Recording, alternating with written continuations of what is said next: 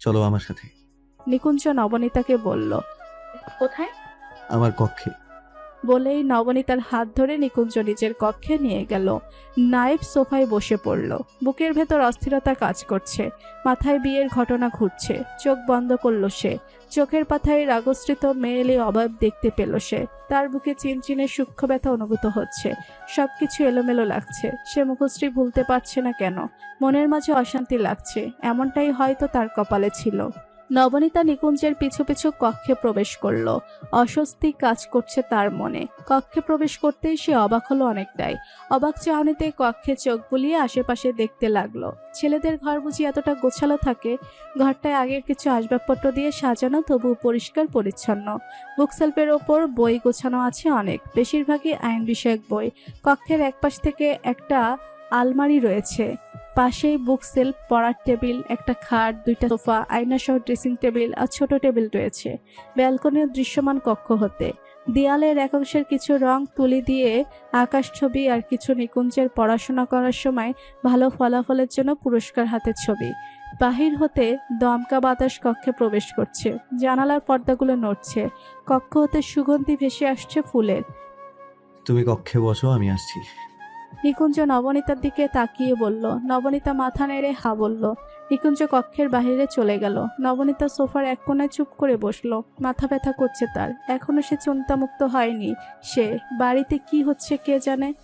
ভাবি, আসবো? মায়ার কণ্ঠস্বর শুনে নিজের ভাবনা থেকে বেরিয়ে আসলো নবনীতা। দরজার দিকে তাকিয়ে দেখে মায়া কয়েকটা শাড়ি হাতে দাঁড়িয়ে আছে। ভেতরে আসো। মায়া ভেতরে প্রবেশ করলো। ভাবি, এই শাড়ির ভেতর থেকে তোমার পছন্দের একটা শাড়ি গোসল করে পরে নাও। মায়া হাসি মাখা মুখে বলল। মায়া ভাবিটা নবনীতার লজ্জা লাগছে। চলো, তোমায় কলপাট দেখিয়ে দিই। নবনীতা পছন্দ সহই একটা শাড়ি বেছে নিল। গোসল করলে শরীর ভালো লাগবে। মায়া নবনীতাকে নিয়ে কলপাড়ে গেল। নিকুঞ্জ গোসল করে ব্ল্যাক শার্ট আর প্যান্ট পরেছে। চুলগুলো ভালোভাবে মুছে নিল সে। শরীরটা কেমন ম্যাজম্যাজ করছে। ঘুমানো দরকার তার। কাল থেকে অনেক ধকল গিয়েছে। নবনীতা এখনো কক্ষে আসেনি। নিকুঞ্জ বিছানায় শরীর এলিয়ে দিল। একটু বিশ্রামের প্রয়োজন তার। চোখ বন্ধ করতেই চোখে ঘুম হানা দিল তার। নবনীতা নিকুঞ্জের কক্ষের সামনে দাঁড়িয়ে আছে। দরজা বন্ধ করা। ভেতর থেকে আটকে দিয়েছে কি? নবনীতা সংকোচ উপেক্ষা করে দরজায় হালকা ধাক্কা দিল। দেখলো দরজা খোলা রয়েছে। সে ভেতরে উকি দিয়ে দেখলো নিকুঞ্জ ঘুমিয়ে আছে। নিঃশব্দে কক্ষে প্রবেশ করলো নবনীতা। গামছা দিয়ে চুল মুছে সেটা ব্যালকনিতে নেড়ে নিল। সেখান হতে এসে সোফায় বসলো। ক্ষুধা লেগেছে অনেক, কিন্তু কিছু বলতে পারছে না সে। কাকে বলবে? লজ্জা, অস্বস্তি লাগছে তার। শরীর বিভিন্ন স্থানে ব্যথা করছে। একটু বিশ্রামের প্রয়োজন। নবনীতা সোফায় শরীর এলিয়ে দিল। খারাপ লাগছে অনেক। রাবেয়া বেগম বিছানায় বসে আছেন। নিকুঞ্জের বিয়ের কথা শুনে রেগে আছেন তিনি। পাশে মায়া বসে আছে। মূলত সেই রাবেয়া বেগমকে বলেছে বিয়ের কথাটা। দাদি, এমন রেগে আছো কেন? তাইলে কি করবো? দাদা ভাই এমন একটা কাম করলো আর আমারে জানালো না। দাদি, রাগ করে কি হবে? যা হওয়ার হয়ে গেছে। নাত বউকে দেখতে যাবে না? না, যাবো না। আরে দাদি, ভাবি অনেক ভালো। দেখবে তোমার অনেক পছন্দ হবে। তোরে কেডা কইলো মায়েরা ভালো? আমি চিনি তো। দেখ মুনে কেমন ভালো, মাইয়া দেখতে কেমন। মায়াবতী বলতে পারো। আর নিজে গিয়ে দেখে এসো। আমি যামু কেন? মাইয়ার কি পানাই? আমার ঘরে আইতে পারবো না?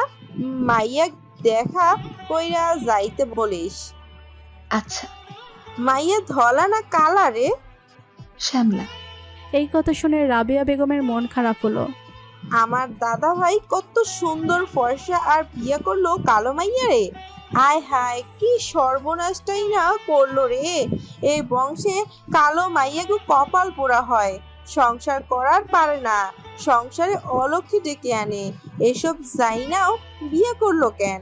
এর আগেও তো কত কালো মাইয়া মরছে, চইলা গেছে। ছোট বউটাও তো কালা হওয়ার লাইগা কালা ছায়া পড়ছিল তার উপরে, পরে মইরা গেল রে। আবার কি যে হইব? দাদির কথা শুনে মায়ার তার মায়ের কথা মনে পড়লো। মায়ের কথা ভাবতেই কান্নাগুলো দলা পাকিয়ে আসলো তার। সে দাদির কক্ষ থেকে বেরিয়ে নিজের কক্ষে চলে গেল। এই মেয়ের কি সাহস! একেবারে জমিদার বাড়ির ছেলেকে ফাঁসিয়ে বউ হয়ে বাড়িতে ঢুকেছে। নাজিমকে ওদের হাত থেকে বাঁচাতে পারলেও নিকুঞ্জকে পারলাম না। এবার কি হবে? সবকিছু আবার এলোমেলো হয়ে গেল। আহাদ রেহমানি চিন্তিত হয়ে সামনে থাকা ব্যক্তিকে বললেন। বেশি কিছু হবে না, শুধু দুনিয়া ছেড়ে চলে যেতে হবে।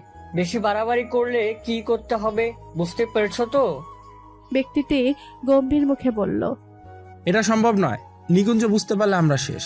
এখন আবার আইনজীবী হয়েছে, আমাদের সাবধান থাকতে হবে। তবে আপনি মেয়েটির দিকে খেয়াল রাখবেন। তোমার এই বিষয়ে ভাবতে হবে না। এবার বলো, তোমার বউয়ের বিয়ের কথা হয়েছিল, সেই ছেলেটিকে মারলে কেন? তাহলে কি করব? ওই মেয়ে ছেলেটার জন্য কান্নাকাটি করতো সব সময়। আমার মোটেও সহ্য হচ্ছিল না। স্বামী থাকতে আরেকজনের জন্য কাঁদবে তা আমি দেখতে পাচ্ছিলাম না, তাই সমাধান করে দিয়েছি। তোমার কি ভয় নেই? পুলিশ জানলে কি হবে? চিন্তা করবেন না, আমি সবটা দেখে নিয়েছি। কাজগুলো ঠিকভাবে করো। এখন আসতে পারো। জি। লোক বলেই আহাদ রেহমানি ঘর থেকে প্রস্থান করলো। আমার সাজানো খেলার মাঠে হঠাৎ এসে ভুল করলে মেয়ে, তোমার তো এই ভুলের মাসুল দিতে হবে। তবে এখন নয়, সময় হলে। আমার কাছে যদি বাধাদান করতে আসো, তবে শেষ ঠিকানায় পাঠাতে আমার একটু সময় লাগবে না। আমি এতটাই দয়ালু নই যে তোমায় ছেড়ে দেব। জমিদার বাড়ির বউ হয়ে এসেছো, ফল তো ভোগ করতেই হবে। বলেই কুটিল হাসি দিল ব্যক্তিটি। জমিদার বাড়ির মায়াজালে এমন ভাবে জড়িয়ে দেব, মৃত্যু ছাড়া কোনো উপায় থাকবে না এখান থেকে বেরোনোর। বিকেল হয়ে এসেছে, নিশুতি ঘরে বসে আছে। তারা সকলে জেনে গেছে নবনীত আর নিকুঞ্জের বিয়ে হয়ে গেছে। নাজিম সকালের দিকে এসে জানিয়েছে বড় বাড়িতে বিয়ে হয়েছে। এতে সকলে খুশি হওয়ার কথা থাকলেও খুশি হতে পারেনি কেউ। জেকে ধরেছে দুশ্চিন্তা। নবনীতা কি ভালো থাকবে? নিকুঞ্জের সাথে বিয়ে হয়েছে এটা জানার পরে আশা বেগম কান্নাকাটি করেছে অনেক। নয়না নিশুতি মাকে সামলেছে। গফুর মিয়া রাগারাগি করে বাড়ি থেকে চলে গেছেন। জমিরান বিবি ও নাতনির এমন আশ্চর্যজনক ঘটনা শুনে কথা বলার ভাষা হারিয়ে ফেলেছেন। নবনীতা এমন একটা কাজ করতে পারে কেউ ভাবতেও পারেনি। নাজিম যখন খবরটা দিতে এসেছিল তখন নিশুতিকে দেখে থমকে গিয়েছিল। অপলক তাকিয়েছিল না পাওয়া প্রিয় মানুষটির দিকে। নিজেকে সামলে আশা বেগমকে কথাটি বলে আর এক মুহূর্ত সেখানে না দাঁড়িয়ে বাড়ি থেকে বেরিয়ে গিয়েছিল। নিশুতি দৌড়ে নাজিমের পিছু নিয়েছিল, কিন্তু নাজিম নিশুতির উপস্থিতি বুঝেও পিছে না তাকিয়ে গাড়ি নিয়ে চলে গিয়েছিল। আমাদের বিচ্ছেদটা না হলেও পারতো। কিছু আপন মানুষের স্বার্থের জন্য আর আপনার ভালোর জন্য বিয়েটা করতে বাধ্য হয়েছি। বাবা তো আমাকে টাকার কাছে বিক্রি করে দিল। যেখানে টাকার সুখ থাকলেও মনের সুখ নেই। নিশুতি বিড়বিড় করতে লাগলো খাটে বসে। হাতে তার নাজিমের দেওয়া সেই উপহারগুলো এখনো এগুলো রেখে দিয়েছে। সে চুড়িগুলো হাতে দেওয়ার সময় হাতের কাটা স্থানে ব্যথা লাগলো, তবুও চুড়িগুলো পরলো সে। ক্ষত হাতে চুড়িগুলো মানাচ্ছে না। দেখেছেন জমিদার মশাই, এই হাতে আপনার দেয়া চুড়ি আর মানাচ্ছে না। কি করে মানাবে বলুন তো? হাতে যে আমার স্বামীর দেয়া ক্ষত রয়েছে। এই বিশ্রী হাতে সুন্দর জিনিস মানায় না। আপনাকে দেয়া কষ্ট প্রকৃতির নিয়মে ফিরে পাচ্ছি প্রতিনিয়ত। এর থেকে আমার বাঁচার উপায় নেই। আমি চাই আপনি ভালো থাকুন। এমন কোন রমণী আসুক আপনার জীবনে যে দুঃখ ভুলিয়ে সুখ হয়ে ধরা দেবে আপনার কাছে। কারো ডাকার আওয়াজে নিকুঞ্জের ঘুম ভেঙে গেল। সে উঠে বসলো বিছানায়। সামনের দিকে তাকাতেই নবনীতাকে ঘুমান্ত অবস্থায় দেখলো। বসেই ঘুমিয়ে পড়েছে মেয়েটা। সে ভুলেই গিয়েছিল সে এখন বিবাহিত। কাল হতে দুজনেরই খাওয়া হয়নি, এই কথাটাও মাথায় ছিল না তার।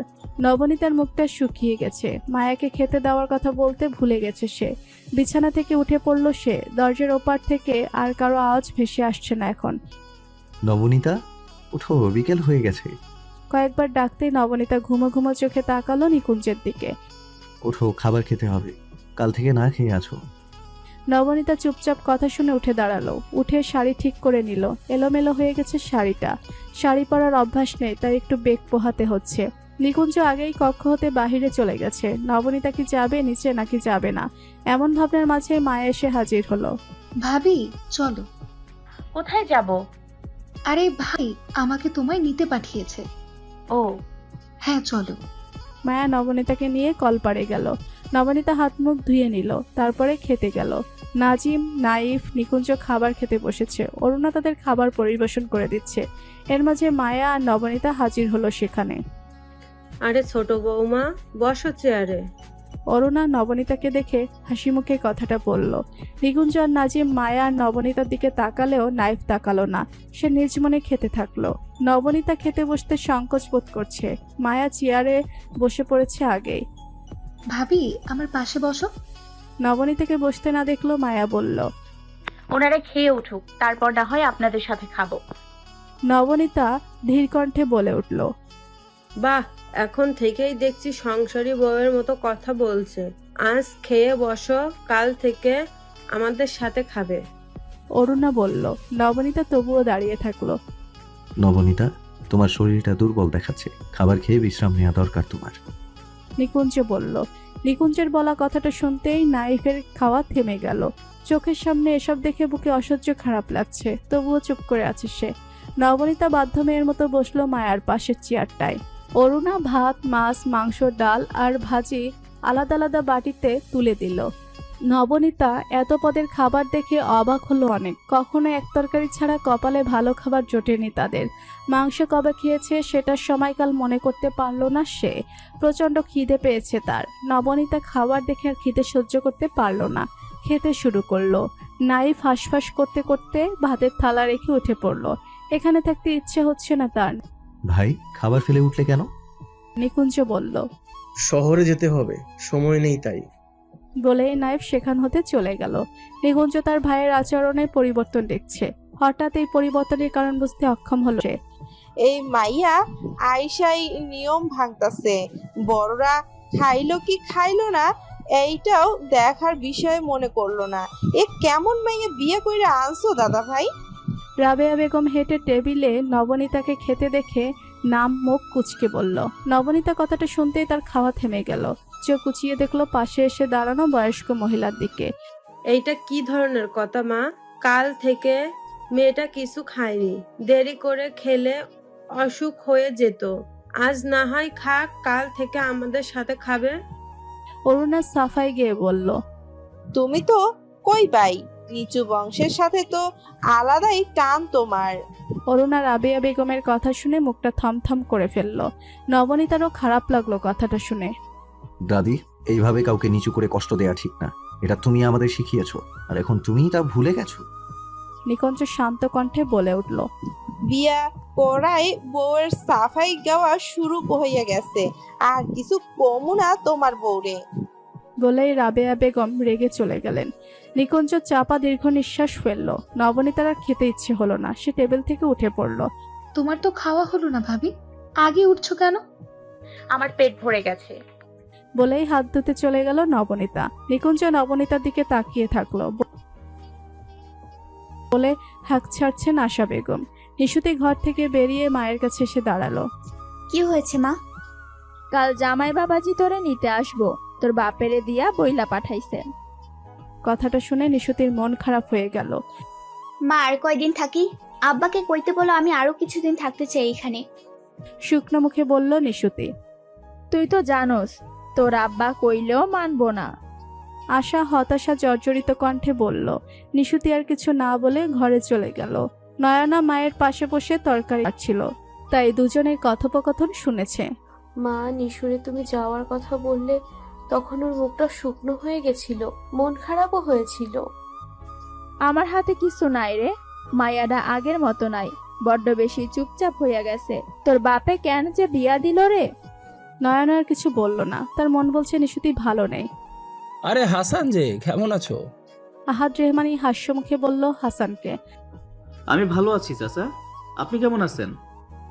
আমিও ভালোই আছি। দাঁড়িয়ে আছো কেন? বসো চেয়ারে। হাসান আহাদ রেহমানির কথা মতো চেয়ার টেনে বসলো। ব্যবসা কেমন চলছে হাসান? এই তো আপনার দয়ায় চলছে ভালোই। আহাদ রেহমানি হাসলেন। শ্বশুরকেও মনে হয় দলে ভালোই টেরেছে। হ্যাঁ, তোমার আগে পিছিয়ে লেগে থাকে শুনলাম। হাসান কথাটা শুনে মুখ বাঁকিয়ে হাসলো।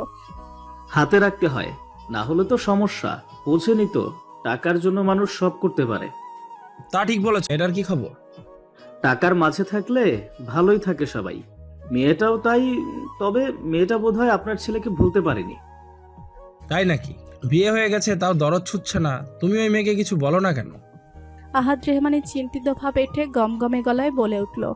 অবশ্যই বলি, বলায় কাজ না হলে হাতটাকে কাজে লাগেই। বলেই হাসলো হাসান। মেয়েটা পরিবারকে কিছু বলে না তো? না, আমি শাসিয়ে চুপ করে রেখেছি। এই না হলে বাঘের বাচ্চা। বলেই উচ্চস্বরে হেসে উঠল আহাদ রেহমানি। হাসানও হেসে উঠল। বাক্সগুলো পৌঁছে গেছে তো ঠিক মতো? হ্যাঁ, পৌঁছেছে। আগামীকাল আরো কিছু বাক্স যাবে, হিসাব রেখো। ঠিক আছে। রাত নেমেছে অনেক আগে। নবনীতা ব্যালকনিতে দাঁড়িয়ে আকাশের পানে চেয়ে আছে। আকাশে আজ বৃত্তাকার চাঁদ উঠেছে। আলোয় আলোকিত হয়ে আছে আকাশ। চাঁদের আশেপাশে মেঘের আনাগোনা। মাঝে মাঝে চাঁদ মেঘে ঢেকে যাচ্ছে। তারাও মিটিমিটি আলো দিচ্ছে। প্রকৃতি দেখে ভালোই লাগছে নবনীতার। এখানে কি করছো? নবনীতার কর্ণকুহরে পুরুষালী কণ্ঠ প্রবেশ করতে সে পাশ ফিরে তাকালো। দেখলো নিকুঞ্জ তার দিকে তাকিয়ে আছে। কখন এসেছে বুঝতে পারেনি সে। চাঁদ দেখছিলাম। নিকুঞ্জ চোখ ফিরিয়ে আকাশের দিকে তাকালো। তোমার মন খারাপের কারণটা কি আমি জানতে পারি? আমায় বলতে পারো, যদি সমাধান দিতে পারি তাহলে মন খারাপের পরিমাণটা কমবে। নবনীতা কথাটি শুনে চমকালো। তার যে মন খারাপ কিভাবে বুঝলো মানুষটা? আপনি কি করে জানলেন আমার মন খারাপ? নিকুঞ্জ নবনীতার দিকে শান্ত দৃষ্টিতে তাকালো। নবনীতা তখনও নিকুঞ্জের দিকে তাকিয়ে আছে উত্তরের আশায়। আমাদের বিয়েটা তো দুজনের অমতে হয়েছে, কেউ মেনেও নেয়নি।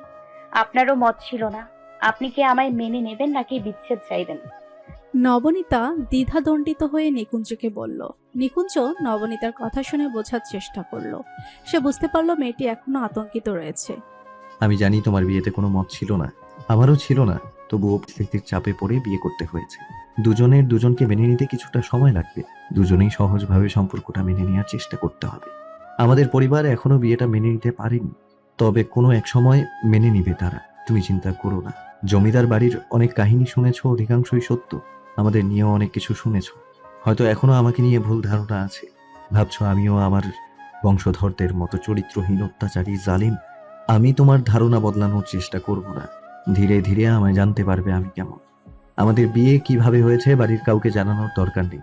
তোমার কোনো অসুবিধা হলে আমায় জানাবে। আর মায়াকেও বলতে পারো। সব সময় চোখ কান খোলা রেখে চলবে। নিজেকে মানিয়ে নেওয়ার চেষ্টা করো এখানে। কারণ আমাদের বিয়ে অমতে হলেও বিয়েটা আমি মেনে নিয়েছি। আর মৃত্যুর আগে পর্যন্ত আমি তোমায় ছাড়ব না, এটা জেনে রাখো। তাই আমি কখনো তোমায় ছেড়ে চলে যাব এই ভাবনা মাথায় রেখো না। নিকুঞ্জ শান্ত কণ্ঠে নবনীতার প্রশ্নের উত্তর দিল। নবনীতা উত্তর শুনে কিছুটা স্বস্তি পেল, তবুও মনে করে একটা শঙ্কা কাজ করছে। আপনাদের বাড়িতে অনেক মানুষ মারা গেছে, শুনেছি এগুলো খুন। আপনি কি এ বিষয়ে কিছু জানতেন? তুমি হয়তো ভুলে গেছো, আমি এই বাড়ির ছেলে হলেও শহরে পড়াশোনা করেছি। দীর্ঘ সময় বাহিরে ছিলাম বাড়ি থেকে, তাই সঠিক জানি না। তবে এগুলো খুন হতেও পারে, আবার নাও হতে পারে। নিকুঞ্জ বলল। আপনার চাচির মৃত্যু কি আত্মহত্যা নাকি খুন? জানি না। তোমার এসব নিয়ে এত আগ্রহ কেন বলো তো? বুড়ুকুচকে বলল নিকুঞ্জ। তেমন কিছু না, হঠাৎ জানতে ইচ্ছা হলো। আমতা আমতা করে জবাব দিল নবনীতা। এসব ভেবে কাজ নেই তোমার, ঘুমাও গিয়ে। কোথায় ঘুমাবো? নবনীতা কথা শুনে ভ্রুকুচকে তাকালো নিকুঞ্জ। বিছানায় ঘুমাবে। তাহলে আপনি কোথায় ঘুমাবেন? অবাক কণ্ঠে নবনীতা বলল। তুমি মাথা মোটার মতো কথা বলছো কেন? আমিও আমার বিছানায় ঘুমাবো। তুমি বিছানায় একপাশে ঘুমাও, আমার কিছু কাজ আছে সেগুলো করে ঘুমাবো। বলেই নিকুঞ্জ ঘর হতে বাহিরে স্থান করলো। নবনীতা কক্ষে গিয়ে বিছানার একপাশে শুয়ে পড়ল। মাঝখানে কোলবালিশ রাখলো। বিছানাটা ভীষণ নরম আর আরামদায়ক। নবনীতার অস্বস্তি লাগছে। মনের মধ্যে নানা রকম অদ্ভুত চিন্তাহানা দিচ্ছে। সে চোখ বন্ধ করে ঘুমানোর চেষ্টা করলো। কিছুক্ষণ পরেই ঘুমিয়ে পড়ল নবনীতা। নাজিম, খবর নিয়েছিস? এলাকাবাসীকে কে খবর দিয়েছিল আমরা ওই ঘরে ছিলাম? মাতালদের মধ্যে একজন জানিয়েছিল। ইচ্ছে করছে সবগুলোকে মেরে দিই। নিকুঞ্জ রেগে মেগে বলল। শান্ত হ, যা হওয়ার হয়ে গেছে। এখন কি ভাবছিস, মেয়েটাকে কি ছেড়ে দিবি? নাজিম আগ্রহী হয়ে বলল। না, বিয়ে যখন করেছি সংসার করব। ভেবে বলছিস তো?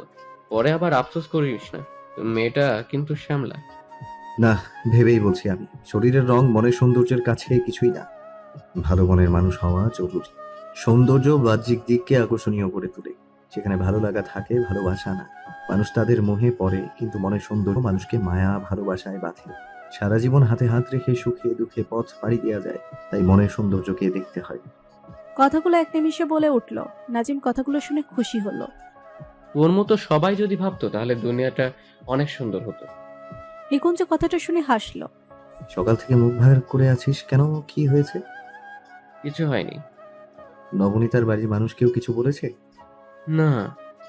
তাহলে কি হয়েছে বল আমায়। নিশুতির সাথে 1 মাস পর আমার দেখা হয়েছিল। মলিন স্বরে বলল নাজিম। বুঝলাম। কথা বলেছিস? না, বলিনি। তবে সে আমার পিছু পিছু এসেছিল, হয়তো কিছু বলতে চেয়েছিল। কথাটা শুনলি না কেন? শোনার প্রয়োজন মনে করিনি। তাহলে মেয়েটার খোঁজ খবর এখনো কেন রাখিস? এখনো কেন মেয়েটাকে মনে রেখেছিস? নাজিম অপ্রস্তুত হলো। আমি খবর রেখেছি কারণ দেখতে চেয়েছি আমায় কষ্ট দিয়ে সে কেমন আছে। এটা তোর মুখের কথা, মনের কথা নয়। আসো কথা বল। ঠিক বলেছিস। আমি সবসময় চাই সে ভালো থাকুক, সুখে থাকুক। তবুও ভয় হয় হাসানকে নিয়ে। তুই তো জানিস হাসান সুবিধার মানুষ না। চিন্তা করিস না, সব ঠিক হয়ে যাবে। এখন ঘুমিয়ে পড়। ঠিক আছে। বলেই নাজিম ছাদ থেকে নেমে গেল। নিকুঞ্জ ছাদ থেকে নেমে তার কক্ষে চলে গেল। কক্ষে প্রবেশ করতেই বিছানায় ঘুমান্ত অবস্থায় নবনীতাকে দেখল। সে নিঃশব্দে দরজা আটকে দিল, তারপর লাইট বন্ধ করে বিছানার আরেক পাশে শুয়ে পড়ল। কাঁথা টেনে নবনীতার নিজের গায়ে দিয়ে দিল। কাল একটা কেস লড়তে হবে, তাই ঘুমানো প্রয়োজন। আমি রান্নায় আপনাকে সাহায্য করব। কাল 6টা বাজে ঘড়িতে। অরুণা একা হাতে সকলের জন্য সকালে রান্না করছিল। দুজন কাজের মহিলা সবজি কেটে দিচ্ছে। নবনীতা ভোর 5টায় উঠেছে, তারপর নামাজ পড়ে নিচে এসেছিল। অরুণাকে রান্না করতে দেখে এগিয়ে আসলো। না, তুমি এসে পাশে বসে দেখো। অরুণা কড়াইতে মাছ ছেড়ে বলল। নবনীতা অরুণার পাশে বসে লাগলো। আপনি কি রান্না করবেন? সর্ষে ইলিশ। আমায় আপনি আপনি করছো কেন? ছোট মা বলতে পারো? নবনীতা লজ্জা পেল। তোমার বাড়িতে কে কে আছে? আব্বা, আম্মা, 2 বোন, ভাই আর দাদি আছে। ও, আজ তো তোমার বাড়ি থেকে নিতে আসার কথা। কেউ তো কিছু বললো না। কেউ আসবে না নিতে? অরুণা মাছ তেলের থেকে তুলতে তুলতে বলল। নবনীতার মুখটা মলিন হয়ে এলো। অরুণা পরখ করল। বুঝেছি, মেনে নেয়নি তাই না? চিন্তা করো না, এসব নিয়ে একদিন মেনে নিবে। আমি দেখেই বুঝেছি তোমাদের প্রেমের বিয়ে। নবনীতা শুকনো মুখে হাসল। নিকুঞ্জন কোথায়? ভোরে নামাজ পড়ে কোথাও বেরিয়েছে। ও, একটা বাটি নিয়ে আসো তো। নবনীতা উঠে বাটি নিয়ে আসলো। অরুণা ইলিশ মাছের এক টুকরো উঠিয়ে রাখলো। নিকুঞ্জন ইলিশ মাছ ভাজা খেতে খুব ভালোবাসে, মনে রেখো। নবনীতা চুপচাপ শুনতে লাগলো। নবনীতা সকালের খাবার খেয়ে নিকুঞ্জের কক্ষে বসে আছে। নিকুঞ্জ এখনো ফেরেনি। একা একা বসে থাকতে ভালো লাগছে না তার। মায়াও বাড়িতে নেই, তার ফুফুর বাড়ি গেছে। মায়া থাকলে দুজনে গল্প করতে পারত। আর 1 মাস পরে তার মেট্রিক পরীক্ষা, বইও নেই যে পড়বে সে। পরীক্ষা কি আদৌ দিতে পারবে? নবনীতা, কক্ষে আছো? নাজিমের গলা শুনে নবনীতার ভাবনার ইতি ঘটল। আছি আমি। ভেতরে আসতে পারি? হ্যাঁ। নাজিম কক্ষে প্রবেশ করলো। সে কিছুটা হাঁপিয়ে গেছে। নবনীতা, তোমাকে একবার তোমার বাবার বাড়িতে যেতে হবে। কেন, কি হয়েছে? বিচলিত ভঙ্গিতে বলল নবনীতা। তাড়াতাড়ি চলো, ভীষণ জরুরি। কি হয়েছে আমাকে বলুন। আরো নবনীতা বিচলিত কণ্ঠে বলল। তোমাদের বাড়িতে কেউ রাতে আগুন দিয়েছে। ঝিমিয়ে যাওয়া কণ্ঠে বলল নাজিম। সবাই সহি সালামত আছে তো? নবনীতা থমথমে মুখে বলল। নাজিম চুপ করে রইল। নবনীতা বাড়িতে পা দিতেই দেখল জনমানুষের সমাগম। বাড়ির চারিপাশে দাঁড়িয়েছে। মানুষের ভিড় ঠেলে প্রবেশ করলো নবনীতা, তার পিছু পিছু প্রবেশ করলো নাজিম। বাতাসে ভেসে বেড়াচ্ছে পোড়া গন্ধ। চোখের সামনে আগুনে পুড়ে ছাই হয়ে যাওয়া প্রিয় বাড়িটি দেখে নবনীতার চোখ ভিজে এলো। আতঙ্কিত হয়ে আশেপাশে চোখ বুলিয়ে পরিবারের সদস্যদের খুঁজতে লাগলো। সবাই কোথায়? কিছুটা হেঁটে যেতেই দেখতে পেল গ্রামের লোকেরা গোল হয়ে দাঁড়িয়ে আছে। সেখান হতে ভেসে আছে কান্নার শব্দ। নবনীতা দেরি না করে ভীত মনে সেখানে দৌড়ে গেল। নবনীতা ভিড় ঠেলে ভেতরে প্রবেশ করে দেখলো কারো নিথর দেহ শুয়ে রাখা হয়েছে। পাশেই আশা বেগম, নয়না নিশুতি হাউমাউ করে কাঁদছে। নবনীতা স্তব্ধ হয়ে রইল। ধীর পা এগিয়ে মৃতদেহের পাশে বসলো। নবনীতাকে বসতে দেখে আশা বেগম মেয়েকে আগলে জোরে চিৎকার করে কেঁদে উঠল। সব শেষ হয়ে গেছে রে নবনী, সব শেষ হয়ে গেছে। তোর দাদি আর নাই রে, আগুনে আমাগো নিঃস্ব কইরা গেল রে। আম্মারে বাঁচাইতে পারলাম রে। আহাজারি করে আশা বেগম কেঁদে বললেন। নবনীতা দাদির মৃত্যুর কথা শুনে ডুকরে কেঁদে উঠল। জমিরান বিবি যে বেঁচে নেই নবনীতার এখনো বিশ্বাস হচ্ছে না। মনে হচ্ছে কোনো দুঃস্বপ্ন। ঘুম ভাঙলেই সব ঠিক হয়ে যাবে। সে হাত বাড়িয়ে মৃতদেহের মুখের ওপর থেকে কাপড় সরিয়ে দিল। চেহারা দেহে চোখ খিচে বন্ধ করে নিল। কি বিভৎস সেই দৃশ্য! কি নির্মমভাবে মৃত্যু হয়েছে। মুখ সম্পূর্ণ পুড়ে গেছে, মুখ চেনাই যাচ্ছে না। এমন দৃশ্য দেখে নবনীতার শরীর অসাড় হয়ে আসছে। ও দাদি, তুমি আমাদের ছেড়ে চলে কেন গেলে? তোমায় ছাড়া আমরা কিভাবে থাকবো? রাতে তোমার কাছে ঘুমাইলে কে গল্প শোনাবে আমাদের? বলেই কাঁদতে লাগলো নবনীতা। আবারও কান্নায় ভারী হয়ে উঠল পরিবেশ। নাজিম কিছুটা দূরে দাঁড়িয়ে আছে। সেখান হতে নবনীতার কথা শোনা যাচ্ছে। তার মনটা খারাপ হয়ে আছে। নিকুঞ্জকে খবর দিয়েছে সে, কিন্তু নিকুঞ্জ বলেছে আসতে দেরি হবে আর নাজিমকে নবনীতার সাথে থাকতে, যেন কেউ কিছু বলতে না পারে। আর নাজিম ভাইজান যে। কারো মুখে নাম শুনে পিছু ফিরে তাকালো নাজিম, দেখলো হাসান দাঁড়িয়ে আছে। হুম, আপনি এখানে? ভাবিকে নিয়ে এসেছি। ভাবিকে? হাসান কৌতূহল নিয়ে বলল। নবনীতা। কি বলেন? নবনীতা আপনার ভাবি? কিভাবে? অবাক হয়ে বলল হাসান। নিকুঞ্জ নবনীতাকে বিয়ে করেছে। হাসান যেন বিস্ময়ে কথা বলতে ভুলে গেছে, চোখ বড় বড় করে তাকিয়ে আছে নাজিমের দিকে। নাজিম তা দেখে কিছুটা বিরক্ত হলো। আমার বিশ্বাস হচ্ছে না। তোমার বিশ্বাসে আমার কিচ্ছু আসে যায় না, আর এই শোকাবহ পরিবেশে প্রশ্ন না করলেই ভালো হয়। নাজিম বলে উঠল।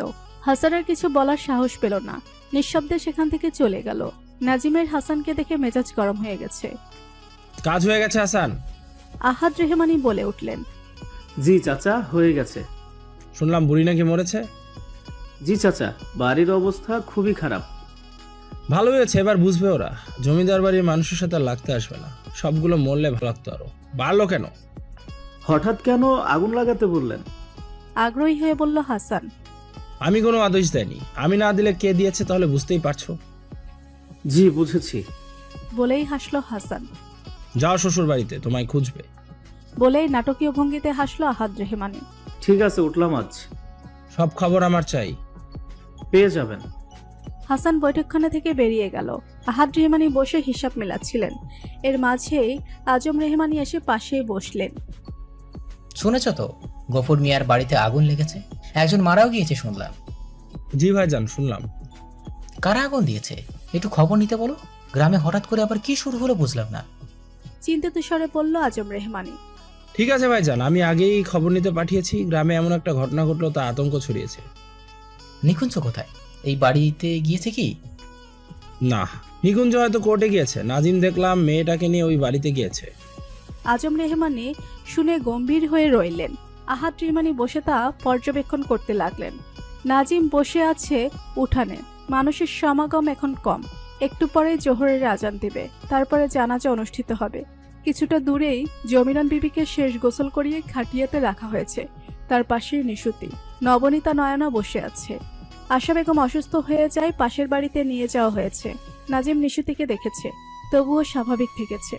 কান্নারত নিশুতিকে দেখে খারাপ লাগছিল। গফুর মিয়ার আসিফ হাসপাতালে ভর্তি আছে, তাদের শরীরে কিছু অংশ পুড়িয়ে গেছে। নিকুঞ্জ বাড়িতে ঢুকতেই দেখতে পেল বাড়ি পুড়ে যাওয়ার ভয়াবহ দৃশ্য। সে নাজিমা থেকে শুনেছে সবকিছু। হঠাৎ এমন কিছু তাদের জন্য অপেক্ষা করছিল যা তারা ভাবতেও পারেনি। নিকুঞ্জের সন্দেহ হচ্ছে তাদের বাড়ির কেউ এর সাথে জড়িয়ে নেই তো। সে হেঁটে নাজিমের কাছে গেল। নাজিম, যার আগে সবকিছুর ব্যবস্থা করেছিস? আরে তুই এসে গেছিস? সব করেছি, একটু পরেই হয়তো জানাজা হবে। তুই নবনীতার কাছে যা, মেয়েটা এসে থেকে কেঁদেই যাচ্ছে। নিকুঞ্জ নবনীতার কাছে গেল। নবনীতা তখনও চোখের পানি বিসর্জন করছে। পাশেই জমিরান বিবির দিকে তাকালো। এমন মৃত্যু যেন কারো না হয়। নবনীতার পাশে একটা কাঠের তুলে বসলো। এইভাবে আর কেতো না, অসুস্থ হয়ে যাবে। নিকুঞ্জের কণ্ঠ শুনে কান্নারত চোখে তাকালো নবনীতা। পাশেই বসে আছে নিকুঞ্জ, চোখে মুখে ক্লান্তি আর চিন্তার ভাব ফুটে উঠেছে। আমার দাদি আমায় ছেড়ে চিরদিনের জন্য চলে গেছে, আর কখনো ফিরে আসবে না। আমাদের এই ক্ষতি কে করলো? বলে কান্না করতে লাগলো নবনীতা।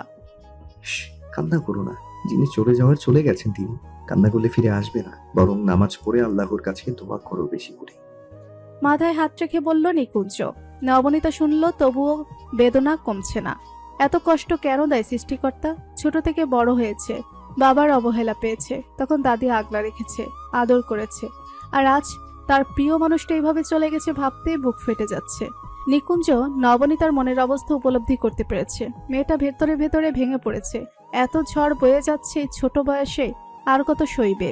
জমিরান বিবিকে দাফন করা হয়েছে অনেক আগেই। বাড়িতে শোকাবহ অবস্থা। গফুর মিয়া হাসপাতাল থেকে চলে এসেছেন। বাড়িতে এসে এমন খারাপ খবর শুনে বাকরুদ্ধ হয়ে গেছেন। এখন তিনি বাড়ি ভিটার মাটিতে বসে আছেন। শরীরের ক্ষতস্থানের জন্য অবস্থা শোচনীয়। মায়ের মৃত্যুতে কাতর। গ্রামের কিছু মানুষ এখনো আছে সেখানে। আশা বেগম আর আসিফ আর নয়না শীতলাদের বাড়িতে আছে। নবনীতা নিশুতির রান্নাঘরে বসে আছে। তাদের মনের অবস্থা অনেক খারাপ হয়ে আছে। নিকুঞ্জ, নাজিম এখনো নবনীতাদের বাড়িতে আছে। বিকাল থেকে গফুর মিয়ার বাড়ি নতুন করে মেরামতের কাজ চলছে। থাকার উপযোগী ছাউনির দরকার। নিকুঞ্জ মেরামতের সকল খরচ দিচ্ছে। সে জানে গফুর মিয়ার বাড়ি দেওয়ার মতো টাকা এখন নেই। নাজিম নিকুঞ্জের কথা মতো সবকিছুর ব্যবস্থা করেছে। বাড়ি মেরামতের কাজ শেষ হয়ে গেছে, সবার মজুরি দিয়ে দিয়েছি। নাজিম এসে নিকুঞ্জের পাশে দাঁড়িয়ে বলল, সন্ধ্যা পেরিয়ে রাত হয়েছে। নিকুঞ্জ বসে আজকের ঘটনা নিয়ে ভাবছিল। হঠাৎ এমন ঘটনা তাকে অনেক ভাবাচ্ছে। সে সময় নাজিম এসে বলল, ঘরের জন্য প্রয়োজনীয় যেসব জিনিস আনতে বলেছি এসেছে? এসেছে, সবকিছু ঘরে সাজিয়ে রাখা হয়েছে। ও, তো শ্বশুর তো কথা বলার অবস্থায় নেই, এখন কি করবি? আমি নবনীতার পাশের বাড়ির চাচার সাথে কথা বলেছি। আজকে উনি এই বাড়িতে থাকবে। আর এই ঘটনা কিভাবে ঘটলো খবর নেই। গম্ভীর হয়ে ভাবুক হয়ে বলল নিকুঞ্জ। ঠিক আছে, নবনীতাকে আজ রেখে যাবি? প্রশ্ন করল নিকুঞ্জ। না, এখানে থাকলে আবারও কোনো বিপদ হতে পারে। আমি চাই না নবনীতার কোনো বিপদ হোক।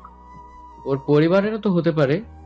আমি পাহারা দেওয়ার জন্য লোক ঠিক করে রেখেছি, হয়তো কোনো সমস্যা আর হবে না।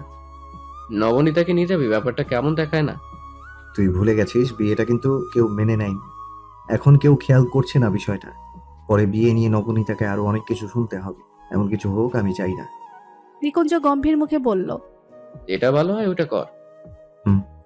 রান্নাঘরের দিকে তাকিয়ে কুপির আলোয় নিশুতির মুখটা দেখলো নাজিম। মলিন মুখে বসে আছে চুপ করে, চুলে খোপা করা, এলোমেলো চুলগুলো কপালে এসে পড়েছে। শাড়ি পরে মেয়েটিকে বড় লাগছে। সত্যি বিয়ে হলে মেয়েরা বড় হয়ে যায়। দীর্ঘশ্বাস ফেলল সে। মেয়েটা আজ অনেক কেঁদেছে, কিন্তু হাসান দেখলেও একবারও কাছে গিয়ে সান্ত্বনা দেয়নি। দূরে দূরে থেকেছে। এসব ভাবনা নাজিমকে ঘিরে ধরেছে। শ্বশুরবাড়িতে একজন সদস্য মারা গেছে, তবুও হাসানকে দেখে কিছু বোঝার উপায় নেই। নাজিম, গাড়ি নিয়ে আসতে বলেছিস চাচাকে? নিকুঞ্জ নাজিমকে জিজ্ঞেস করলো। নিকুঞ্জের কথায় ভাবনার অবসান ঘটল নাজিমের। আমি বলেছি হয়তো একটু পরেই এসে যাবে। নাজিম বলেই রাস্তার দিকে এগিয়ে গেল। কিছুটা হাঁটতেই দেখলো হাসান দাঁড়িয়ে আছে। তার দিকে কেমন অদ্ভুত চোখে তাকাচ্ছে। নাজিম পাত্তা না দিয়ে চলে গেল। হাসান মনে মনে রাগে ফুঁসছে। সে দেখেছে নাজিমকে নিশুতির দিকে তাকিয়ে থাকতে। একে কখনোই এই বাড়িতে আসতে দেওয়া যাবে না। নাজিমের আশেপাশে থাকতে দেওয়া যাবে না কখনোই। বড় মা, বাড়িতে কেউ নেই কি? সবাই কোথায় গেছে? বাড়ি কেমন ফাঁকা ফাঁকা লাগছে। সীমা বেগম রান্না করছিলেন, এমন সময় মায়া এসে বলল। মায়া একটু আগে এসেছে বাড়িতে, কাউকে এসে দেখতে পায়নি। বাড়িতে কেউ নেই? কোথায় গেছে? নবনীতাকেও তো কক্ষে দেখলাম না। শুনলাম ওই মেয়ের বাড়িতে আগুন লাগছিল। ওই মেয়ের দাদি পুড়ে মারা গেছে। নিকুজ নাজিম ওখানেই গেছে। স্বাভাবিকভাবে বললেন সীমা বেগম। মায়া শুনে বিচলিত হলো। কখন হলো এমন? সকালেও তো তেমন কিছু শুনিনি। তুমি যাওয়ার পর খবর এসেছে। বাকি সবাই কেমন আছে তুমি জানো? ভালোই আছে হয়তো। কিছু হলে তো খবর পেতাম। খবর দেওয়ার মানুষের অভাব নেই এখন। মায়া এমন কথা শুনে চুপ করে গেল। তার বড় মা এমন ভাবে কথা বলছে যেন কিছুই হয়নি। এত অচেনা লাগছে কেন? নাহার মরার 40 দিন হবে কাল। বাড়িতে গরিবদের খাওয়ানোর ব্যবস্থা করো কাল। আহারে, মেয়েটা অকালেই মরলো। দোয়ার ব্যবস্থাও করো, আত্মা শান্তি পাবে। দুঃখী ভাব নিয়ে বলল ব্যক্তিটি। আপনি এই কথা বলছেন? অবাক হয়ে আহাদ রেহমানি বলল। ব্যক্তিটি শুনে হাসলো। মানুষকে দেখানোর জন্য এসব একটু করতে হয়, না হলে সবাই সন্দেহ করবে। তাও সঠিক বলেছেন, তবে আপনার কথায় ভুল আছে। কি ভুল? বুড়ো কুচকে বলল ব্যক্তিটি। নাহার অকালে মরেনি, মারা হয়েছে।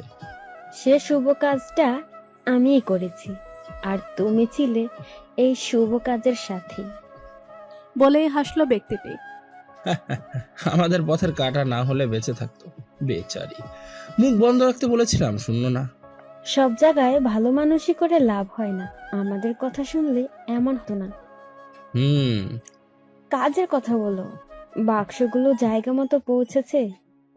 হ্যাঁ পৌঁছেছে, হাসান খবর দিয়েছে। আরো কিছু বাক্স পৌঁছাতে হবে, কাল হাসানকে বলে দিও। ঠিক আছে। এইখানে টাকা আছে, গফুর মিয়ার বাড়িতে যারা আগুন দিয়েছে তাদের দিয়ে দিও। টাকা টেবিলে রেখে বলল ব্যক্তিটি। আহাদ রেহমানি টাকাগুলো নিয়ে পকেটে রাখলেন। মায়া, নবনীতাকে কল পাড়ে নিয়ে যা। সারাদিন অনেক ধকল গেছে, গোসল করলে ভালো লাগবে। নিকুঞ্জ নবনীতাকে নিয়ে বাড়িতে এসেছে। নবনীতাকে ওখানে থাকতে দেয়নি। আশা বেগম মেয়েকে আসতে দিতে চাননি, তবুও নিকুঞ্জ রেখে আসেনি। বাড়িতে ঢুকতে অন্দরমহলে মায়াকে বসে থাকতে দেখে সে বলল কথাটি। নবনীতা চুপ করে আছে, শরীর অচল লাগছে, ক্লান্তি ধরেছে তাকে। ভাই, নবনীতা শাড়ি। তুই যা, আমি দিয়ে যাচ্ছি। বলেই চলে যেতে নিলেই নবনীতার কণ্ঠ শোনা গেল। আমি নিয়ে আসছি, আপনার আনা লাগবে না। সংকোচ নিয়ে বলল নবনীতা। আমি দিয়ে যাচ্ছি, তুমি মায়ের সাথে যাও। গম্ভীর মুখে বলল। নবনীতা আর কিছু বলতে পারল না। সে মায়ের সাথে কলপাড়ে গেল। নিকুঞ্জ ঘরে গিয়ে আলমারি থেকে শাড়ি নিল, সাথে প্রয়োজনীয় জিনিস নিয়ে কলপাড়ে দিয়ে আসলো। নবনীতা নিকুঞ্জকে বারণ করেছিল সংকোচ আর লজ্জায়, এটা ভালোভাবেই বুঝতে পেরেছে। এসব ভাবতে ভাবতে সে ব্যালকনিতে এসে দাঁড়ালো। চারদিকে অন্ধকার, ঝিঝি পোকার ডাক শোনা যাচ্ছে। সামনের দিকে তাকাতেই দেখতে পেল পদ্মপুকুরের দিক হতে কুপি হাতে কেউ একজন হেঁটে আসছে। নিকুঞ্জের চিন্তার সময় লাগলো না কে হতে পারে, এত রাতে ওই দিকটায় কি কাজ থাকতে পারে। জমিদার বাড়িতে মানুষের সমাগম দেখা যাচ্ছে, অধিকাংশই উচ্চবংশীয় লোক, কিছু সংখ্যক গরিব মানুষও রয়েছে। আজ নাহার বেগমের মৃত্যু 40 দিন হয়েছে। জমিদার বাড়িতে এই কারণে গরিব বড়লোক সকলকে খাওয়ানো হবে। নাজিম নিজ হাতে সবাইকে খাবার দিচ্ছে, তার সাথে নাইফ নিকুঞ্জও একসাথে কাজ করছে। নবনীতা নিকুঞ্জের কক্ষের ব্যালকনি থেকে নিচে মানুষের সমাগম দেখছে। হঠাৎ এমন আয়োজনে সে অবাক হয়ে গেছে। সে আহাদ রেহমানি আমল পরিবর্তন সবার চোখে পড়েছে, তবুও সবাই চুপ করে আছে। ভাবি, ফুপুজান এসেছে, তোমার সাথে দেখা করতে চায়। নবনীতার দৃষ্টি নিচের দিকে আবদ্ধ। সে চোখ সরিয়ে মায়ার দিকে তাকালো। ফুপুজানকে? নবনীতা প্রশ্ন করলো মায়াকে। তোমায় বলতেই ভুলে গেছি, বড় বাবা, বাবা আর ফুপুজান 3 জন ভাই বোন। ও, কোথায় উনি? চলো, দাদির কক্ষে আছে, আমাকে তোমায় নিয়ে যেতে বলেছে। ঠিক আছে, চলো। ওই মাইয়ের গায়ের রং চাপা, আমার দাদু ভাইরে জাদু কইরা বিয়া করছে। কি সর্বনাশটা হইল রে রুনা। রাবেয়া বেগম হাই হুতোষ করতে করতে মেয়ের কাছে বলল, আম্মা, মেয়েটাকে আগে দেখি, তারপর বুঝতে পারবো কেমন। আর তুমি এত ভাইবো না। ওই দেখ, মাইয়া আইছে। বলেই রাবেয়া বেগম মুখ বাঁকালেন। রুনা বেগম তাকালো নবনীতার দিকে। মুখের দিকে তাকাতেই কেঁপে উঠল সে। এই চেহারা আর অনেক চেনা, বহুদিনের চেনা, কিন্তু এটা কিভাবে হতে পারে? নবনীতা রুনা বেগমের দিকে তাকালো। রুনা বেগম এখনো নবনীতার দিকে তাকিয়ে আছে অপলক ভাবে। এভাবে তাকানোতে নবনীতা ভয় পেল কিছুটা। এই মেয়েকে বিয়ে করেছে নিকুঞ্জ ভাই, না আছে চেহারা আর না আছে বংশ। মেয়েলি কণ্ঠ শুনে খাটে বসে থাকা পাতলা গড়নের মেয়েকে খেয়াল করলো। ফর্সা বর্ণের সুন্দরী মেয়েটা অদ্ভুত চোখে তাকিয়ে আছে। এমন পরিস্থিতিতে নবনীতা কি করবে বুঝতে পারছে না। জিনাত আপা, এমন করে কথা বলছো কেন? ভাবির সাথে ভালোভাবে কথা বলো। মায়া জিনাতকে বলল, আমি এই মেয়েকে ভাবি বলতে পারবো না। বলেই মুখ ঘুরিয়ে নিল জিনাত। জিনাত, এইভাবে কেউ কথা বলে? আর তোমার ভাবি হয়, এমন ভাবে বলা উচিত না। রুনা বেগম শাসনের স্বরে বলল, মা, তুমি আমায় এমন ভাবে বলছো? অবাক হয়ে বলল জিনাত। বলছি। ভালো। বলেই জিনাত রাগ করে কক্ষ থেকে বেরিয়ে গেল। ওখানেই দাঁড়িয়ে থাকবে নাকি? এসো, খাটে বসো। রুনা বেগমের কথা শুনে নবনীতা খাটের এক কোণে বসে পড়ল। মায়াও গিয়ে নবনীতার পাশে বসলো। ফুপু, ভাবিকে কেমন লাগলো? মায়া বলল, ভালো। তোমার নাম কি? নবনীতাকে হঠাৎ প্রশ্ন করায় কিছুটা ঘাবড়ে গেল। আমার নাম নবনীতা জাহান। সুন্দর নাম। আমার ছেলেটা তোমাকে কেন বিয়ে করলো? নবনীতা এমন প্রশ্নে শঙ্কিত হলো। কি বলবে সে? সত্যি তো বলা যাবে না, তাহলে কি বলবে? আরে ফুপু, তুমি এসব বলছো কেন? ভাই নবনীতাকে পছন্দ করেছে, তাই বিয়ে করেছে, এত কথার কি আছে? মায়া সহসা বলে উঠল। রুনা বেগম আর কিছু বলল না। এই মাইয়া কিছু বলাও যায় না। রাবেয়া বেগম বলে উঠল, চলো ভাবি। বলেই মায়া নবনীতাকে নিয়ে চলে কক্ষ থেকে চলে গেল। আম্মা, মেয়েটার চেহারা দেখেছেন? ওই মাইয়ার চেহারা দেখা কি করবো? আম্মা, মেয়েটার চেহারা একজনের সাথে মিল দেখতে পাচ্ছি, কিন্তু এটা কিভাবে সম্ভব? কার সাথে? বড় বুবুর সাথে। নবনীতা, খেয়েছো? নবনীতা ব্যালকনিতে দাঁড়িয়ে কান্না করছিল। এর মাঝে নিকুঞ্জ পেছন থেকে বলে উঠল। নবনীতার জবাব না পেয়ে নিকুঞ্জ পাশে এসে দাঁড়ালো। কান্না করছো কেন?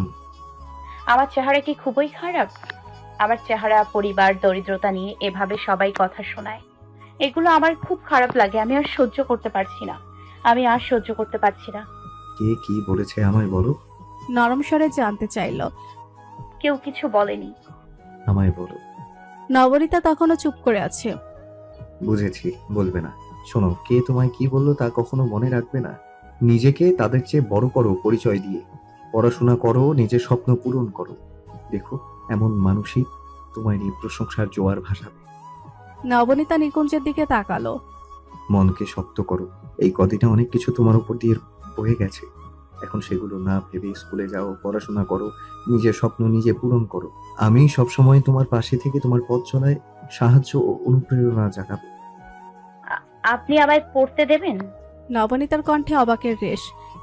অবশ্যই, পড়াশোনা করে নিজেকে এই কলঙ্কিত সমাজে প্রতিষ্ঠিত করো, কারণ সমাজকে দেখানো জরুরি। বংশ, রং এগুলো কাউকে দমিয়ে রাখতে পারে না। তোমারও নিজেকে সবার সামনে প্রতিষ্ঠিত রূপে প্রকাশ করতে হবে। সমাজের মানুষের মুখের কথা বন্ধ করতে হবে। নিকুঞ্জ বলে উঠল কথাগুলো। নবনীতা বিস্মিত নয়নে এখনো তাকিয়ে আছে। আরো একটা কারণ আছে, সেটা হলো আমি পড়াশোনা শেষ করে এখন একজন আইনজীবী, আর তার বউ কিনা 10ম শ্রেণীতে পড়ুয়া বাচ্চা মেয়ে। সমাজ এটা দেখে মেনে নেবে বলো? তাই পড়াশোনা করতে হবে। নবনীতাকে রাগানোর জন্য নিকুঞ্জ বলল কথাটা, আর চোখে নবনীতার দিকে তাকিয়ে বোঝার চেষ্টা করলো কি করে এই মেয়ে। নবনীতা কথাটা শোনা মাত্রই মন খারাপ হয়ে গেল। ও, এজন্যই বুঝি পড়াশোনা করতে বললেন? এটাও একটা কারণ। নবনীতার কথা বলল না, মুখ ভার করে রাখলো। চলো, দুপুরে খাওনি, আমার সাথে নিচে চলো, সবাই একসাথে খাবো। আমি যাব না। কেন? ভুরু কুচকে বলল নিকুঞ্জ। আমায় সেখানে সবাই দেখলে রাগ করবে। করবে না, চলো। আমি যাব না, আপনি যান। নিকুঞ্জ আর কিছু বলল না, সে চুপচাপ বাহিরে চলে গেল। সে কথা বলে নবনীতাকে স্বাভাবিক করতে চেয়েছিল, কিন্তু মন খারাপ করছে বুঝতে পেরেছে সে। নবনীতা ব্যালকনিতে বসে দাদির কথা মনে মনে ভাবতে লাগলো। মন খুলে কান্না করতে ইচ্ছে করছে তার। নিকুঞ্জ ভাই আমার পাশের চেয়ারে খালি আছে, এখানে বসো। জিনাত বলল। নিকুঞ্জ নিচে এসেছিল, এসে দেখলো পরিবারের সকলেই খেতে বসেছে। জিনাতের পাশের চেয়ারটা ফাঁকা। না, আমি খাবো না। জিনাতের মুখটা কালো হয়ে গেল। খালা, দুজনের জন্যই খাবার আমার কক্ষে নিয়ে যান। বলেই নিকুঞ্জ চলে গেল। এই মেয়ে এসেই নিয়ম পাল্টে দিচ্ছে, আমার ছেলেটা আমার থাকলো না। বলেই সীমা বেগম দুঃখ প্রকাশ করতে লাগলো। আজম রেহমানের ছেলের এহনো কাণ্ডে রেগে গেলেন, তবুও চুপ থাকলেন। আহাদ রেহমানিও রেগে আছেন। রাবেয়া বেগম নাক ছিটকালেন। জিনাতের মুখে রহস্যময় হাসি। অরুণা সেটা খেয়াল করলেও বুঝল না। রুনা বেগম গভীর চিন্তায় মগ্ন। নিকুঞ্জ ব্যালকনিতে বসে আছে, হাতে তার জরুরি কিছু কাগজপত্র। নিস্তব্ধতা বিরাজ করছে আশেপাশে। গ্রামের মানুষ গভীর রাত হওয়ার আগেই ঘুমিয়ে পড়ে। কাজ শেষ করে কক্ষে এলো নিকুঞ্জ। কক্ষে লাইট জ্বলছে এখনো। নবনীতা নিশ্চিতে ঘুমিয়ে আছে বিছানার একপাশে। সে ঘুমন্ত রমণীর দিকে তাকালো। শ্যামবর্ণের ঘুমন্ত মেয়েটিকে নিষ্পাপ মায়াবিনী লাগছে।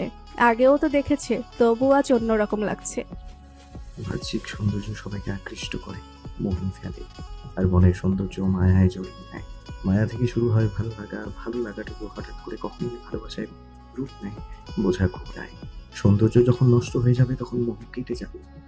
মোহ যে ক্ষণিকের ভালো লাগা, ভালোবাসা সারা জীবনের। ভালোবাসা কখনো চেহারা দেখে হয় না, মনের সাথে মনের আত্মিক ভালো লাগা, একে অপরকে বোঝা, সুখ দুঃখে পাশে থাকার মধ্য দিয়ে প্রকাশ পায়। এগুলো একে অপর কাছে। নিকুঞ্জ আনমনে কিছু একটা ভাবতে ভাবতে কথাগুলো বিড়বিড় করে বলল। মুঠোফোন বেজে চলেছে। নিকুঞ্জ দ্রুততার সহিত বিছানা থেকে ফোনটি কানে তুলে নিল। আমি নাজিম বলছি। খবর পেয়েছিস? পেয়েছি। বল। নাজিম অপর পাশ হতে নিকুঞ্জকে কথাগুলো বলল। নিকুঞ্জ শুনে বাকরুদ্ধ হয়ে গেছে। এমন কিছু শোনার জন্য সে মোটেও প্রস্তুত ছিল না। কথাগুলো মানতেই কষ্ট হচ্ছে। বিশ্বাস ভেঙে গেছে তার। নিকুঞ্জ, শুনতে পাচ্ছিস? শুনেছি। এখন কি করতে চাইছিস? আমায় ভাবতে দে। ঠিক আছে, আজ সত্যি আমার নিজের বংশের উপর ঘৃণা হচ্ছে। এই রক্ত আমার শরীরে বইছে ভাবতে রাগ লাগছে। মন চাচ্ছে সবকিছু ধ্বংস করে দেই। রেগে বলল নাজিম। শান্ত হ, কাল সকালে ছাদে আমার সাথে দেখা করিস। আচ্ছা। নিকুঞ্জ কল কেটে দিল। মাথায় তার নানা চিন্তা ঘুরছে। তার ভাবনায় মিলে গেল তাহলে। এমন কিছু সে আগেই বুঝেছিল, তবুও কোথাও একটা বিশ্বাস ছিল, সেটাও আর রইল না। বিশ্বাস ভাঙলে তা কখনোই জোড়া লাগানো যায় না। তোর বাপের বাড়ি এখন থেকে যাওয়া নিষেধ। আপনি আমায় তুই করে বলছেন? আর কেন আমি আমার বাপের বাড়ি যাব না? বিস্মিত হয়ে বলল নিশুতি। আজ ওই জমিদার বাড়ির ছেলে তোর দিকে তাকিয়েছিল, এখনো তোকে ভুলতে পারিনি। আমি চাই না অন্য কেউ আমার বউয়ের দিকে তাকাক। হাসান রাগীস্বরে বলল। জমিদার বাড়ির ছেলে মানে কার কথা বলছেন? নাজিম ভাইজান, সত্যি বলতো, তোর সাথে যোগাযোগ আছে তাই না? আপনি আমায় ভুল বুঝছেন, আমাদের মধ্যে তেমন কিছু নেই।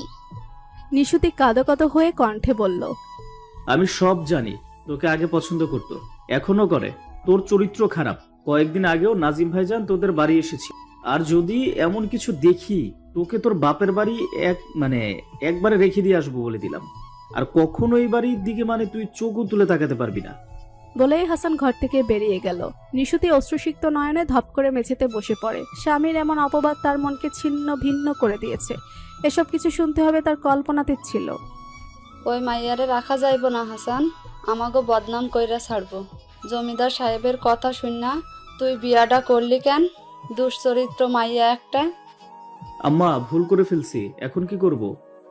নিশুতি হাসান আর তার শাশুড়ির কথা শুনে কান্নায় ভেঙে পড়ল। তার মানে জমিদার বাড়ির কারো কথাই তাকে বিয়ে করেছে। এমন কি হবে তার? কি করে বুঝাবে জমিদার মশাইয়ের সাথে তার কোনো যোগাযোগ নেই? নিকুঞ্জ অন্দরমহলে সোফায় বসে চা খাচ্ছে, হাতে কিছু জরুরি কাগজ। এর মাঝে মনে পড়ল নাজিমকে সকালে ছাদে দেখা করতে বলেছে সে। ভুলেই বসেছিল সে হাতে কাগজগুলো নিয়ে ছাদের উদ্দেশ্যে পা বাড়ালো।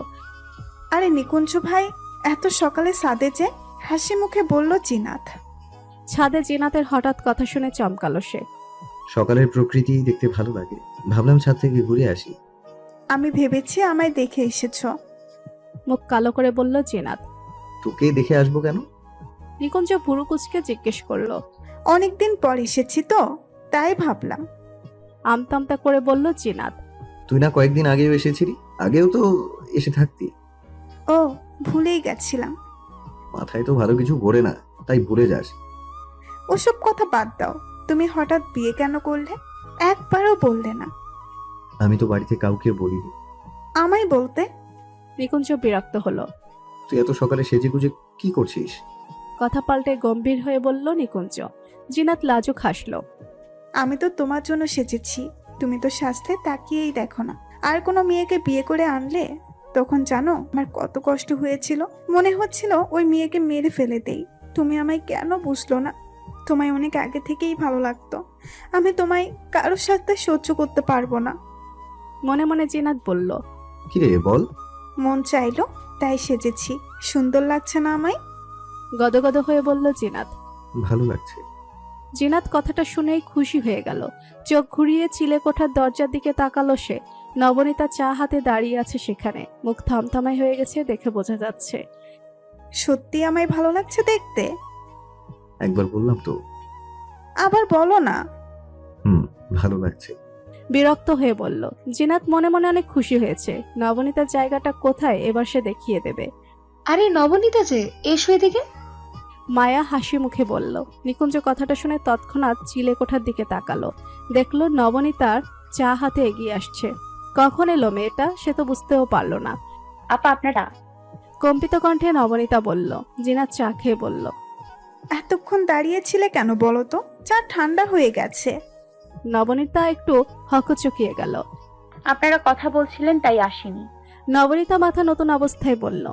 আমরা তেমন কোনো জরুরি কথা বলছিলাম না। নিকুঞ্জ বলল। আমার মনে হলো জরুরি কথা বলছেন। আমি এখন যাই, আপনারা কথা বলুন। বলে সেখান হতে চলে গেল নবনীতা। নবনীতার ব্যবহার দেখে অবাক হলো নিকুঞ্জ। কি হলো ব্যাপারটা? জিনাত চোখে মুখে লেপ্টে আছে অদ্ভুত হাসি। একটু দেরি হলো আসতে। নাজিম ছাদে এসে বলল তখনই। অনেকটাই হয়েছে, আমি ভেবেছি তুই আগেই এসেছিস। ঘুম থেকে উঠতে দেরি হয়ে গেছে। ওহ। জিনাত, তুই এখানে কি করছিস? নাজিম জিজ্ঞেস করলো। একটু ঘুরতে এসেছিলাম। ও, তুই একটু নিচে যা, আমরা জরুরি কিছু বিষয় নিয়ে আলোচনা করব। আচ্ছা। বলে জিনাত নিচে চলে গেল। ছাদে থাকা দুটি চেয়ারে নাজিম আর নিকুঞ্জ বসলো। শুনেছিস? সব ঠিক শুনেছিস তো? হ্যাঁ, প্রমাণও আছে। নিকুঞ্জ দীর্ঘশ্বাস ফেলল। চাচা এমন একটা কাজ করেছে যেটা মেনে নিতে খারাপ লাগছে। আমারও। নিজের বাবার সম্পর্কে এসব শুনতে হবে কখনোই ভাবিনি। ওনার ছেলে হিসেবে আমার নিজেকে বলতে লজ্জা করবে। তোর যা করতে ইচ্ছে হয় কর, আমি কিচ্ছু বলবো না। আমি চাচার সাথে কথা বলতে চাই। আরে নিকুঞ্জ যে, হঠাৎ এখানে আসার কারণ কি? আহাদ রেহমানি নিকুঞ্জকে বৈঠকখানায় আসতে দেখে বললেন। আপনার সাথে কিছু কথা ছিল চাচা। গম্ভীর মুখে বলল নিকুঞ্জ। ভেতরে এসে বসো, তারপর কথা বলো। নিকুঞ্জ হেঁটে এসে আহাদ রেহমানির পাশের চেয়ারে বসলো। বলো কি বলবে? আহাদ রেহমানি আগ্রহ নিয়ে জানতে চাইল। আমি আপনাকে সরাসরি কথাগুলো বলতে চাই, আপনি সবগুলোর যথার্থ উত্তর দিবেন আশা করি। আহাদ রেহমানি একটু চিন্তিত হলেন। কি এমন কথা বলবে? ঠিক আছে। চিন্তিত হয়ে বললেন আহাদ রেহমানি। আপনি কেন নবনীতাদের বাড়িতে আগুন লাগাতে বলেছেন? নিকুঞ্জ শান্ত কণ্ঠে সরাসরি প্রশ্নটি করলো। আহাদ রেহমানি হঠাৎ এমন প্রশ্নের সম্মুখীন হয়ে ভড়কালেন। আমি কারো বাড়িতে আগুন লাগাতে বলিনি। আমার কাছে প্রমাণ আছে চাচা, আমি কখনো না জেনে কথা বলি না। যে বলেছে সে তোমায় মিথ্যে বলেছে, আমি এমন কিছু করিনি। আতঙ্কিত কণ্ঠে বললেন আহাদ রেহমানি। প্রমাণ কখনো মিথ্যে বলে না। এই ধরনের আরো অনেক কাজের প্রমাণ আছে আমার কাছে। তাহলে কি সেগুলো মিথ্যে? আর কি প্রমাণ আছে? নবনীতাদের জমি হাতিয়ে নেওয়া, গ্রামের মানুষদের অত্যাচার করা, তাদের থেকে অতিরিক্ত মুনাফা নেওয়া, মানুষ খুন, আরো অনেক কুকর্ম রয়েছে। আহাদ রেহমানির শরীর হতে ঘাম ঝরছে। সে যে নাহার বেগমকে হত্যা করেছে সেটাও কি নিকুঞ্জ জানতে পেরেছে? এখন কি হবে তার? আমি কাউকে হত্যা করিনি। ছোট চাচির প্রেমিকাকে আপনি হত্যা করেছেন। আহাদ রেহমানি শুনে ভয় পেল, তবুও প্রকাশ করলো না। আমার নামে এসব মিথ্যা বদনাম রটাচ্ছ কেন? আমি এগুলো কিচ্ছু করিনি। শক্ত গলায় আহাদ রেহমানি বলে উঠলেন। আপনার মুখ দেখেই বোঝা যাচ্ছে আপনি এগুলো করেছেন কি করেননি। নবনীতাদের প্রতি আপনার এত কিসের ক্ষোভ বলতে পারেন? আমার কোনো ক্ষোভ নেই। থমথমে মুখে বললেন আহাদ রেহমানি। তাহলে আপনি আপনার ছেলের ভালোবাসার মানুষকে অন্য একটা ছেলেকে টাকার লোভ দেখিয়ে বিয়ে করতে কেন বলেছিলেন? অন্তত নিজের ছেলের কথা ভাবলেন না? ছেলেটা তো জানেই না আপনি তার প্রিয় মানুষটিকে ষড়যন্ত্র করে অন্য ছেলের হাতে তুলে দিয়েছেন। যদি জানে তাহলে কি হবে বুঝতে পেরেছেন? আপনাকে বাবা বলেও ডাকে না এখন। জানলে আপনার মুখও দেখতো না। মেয়েটিকে না পেয়ে কত পাগলামি করলো, আর আপনি নিজের ছেলে এমন পাগলামি দেখেও নির্দয় হয়ে দেখতে থাকলেন। উচ্চস্বরে নিকুঞ্জ বলে উঠল কথাগুলো। তুমি আমার সাথে উঁচু গলায় কথা বলতে পারো না। আলবাত পারি। আপনি অন্যায় করেছেন, এগুলো আপনার প্রাপ্য। এখন বলুন কেন আগুন লাগিয়েছেন? নিশুতিকে হাসানের মতো নিকৃষ্ট ছেলের হাতে তুলে দিয়েছেন কেন? আমি এসব কিছু করিনি, বললাম তো। থেমে থেমে বলল আহাদ রেহমানি। তার মানে আপনি এগুলো কিছুই করেননি। ঠিক আছে, তৈরি থাকুন। হিসাব এখন না মিলালে আমি পরে হাতে ধরে হিসাবগুলো মিলিয়ে দেব। সাবধানে থাকবেন, কখন কোনো অঘটন ঘটে যায় বলা যায় না। বলেই নিকুঞ্জ মুস্কি হাসি দিয়ে বৈঠকখানা থেকে প্রস্থান করলো। আহাদ রেহমানি টেবিলে থাকা পানির গ্লাস নিয়ে ঢকঢক করে পানি পান করলেন। তার ভয় লাগছে এখন। নিকুঞ্জ এত খবর কোথায় থেকে পেল? যদি সবকিছু জেনে যায় তখন কি হবে তার? সে নিকুঞ্জকে চিনে অল্পতেই ছেড়ে দেবে না, নিজের রক্ত বলেও কখনো ছাড় দিবে না। এসব ভাবতেই তার গলা শুকিয়ে যাচ্ছে। নবনীতা কোথায়? ভাই, নবনীতা তো কক্ষে আছে। খাবার খেতে ডাকলাম, আসলো না। মায়া উত্তরে বলল। নিকুঞ্জ কথাটা শুনে ভুরু কুচকালো। মেয়েটার হলোটা কি আজ? সকালেও কেমন অদ্ভুত আচরণ করলো, আবার এখন নিচেও আসেনি। সকালে চুরি করে খেয়েছে, তাই হয়তো খিদে নেই, এই জন্যই মনে হয় আসেনি দেখতে। জিনাত ব্যগ্র করে বলল। কারো সম্পর্কে না জেনে কথা বলা উচিত নয়। আর নবনীতা কে হয় তা হয়তো ভুলে গেছো। নিকুঞ্জ রাগে ভাব নিয়ে বলল জিনাতকে। জিনাত এই কথা শুনে রেগে গেল। রাগে দুঃখ কাঁদতে কাঁদতে খাবার স্থান থেকে দৌড়ে চলে গেল। এসব কি ধরনের আচরণ? মেয়েটা ছোট, তাই বলে এই সামান্য বিষয় নিয়ে এমন কেউ করে? আজম রেহমানি উচ্চস্বরে বললেন কথাটি। তোমার ছেলে কি আর তোমার আছে? দেখছো তো মেয়েটা কেমন পুতুলের মতো নাচাচ্ছে। সীমা বেগম হতাশার সুরে বললেন। আমি কারো কথায় নাচছি না। যথেষ্ট বড় হয়েছে আমি। সামান্য কথা নিয়ে এমন ঘটনা ঘটবে তা বুঝতে পারিনি। মেয়েটা ছোট, আপনারা মানিয়ে নিন, তাহলে দেখবেন নবনীতাও আপনাদের আপন করে নেবে। আপনারা তো মেয়েটাকে দূরে সরিয়ে রাখছেন। আমি কখনোই ওই মেয়েকে মানবো না। সীমা বেগম চেঁচিয়ে বলে উঠল। ঠিক আছে, মানতে হবে না।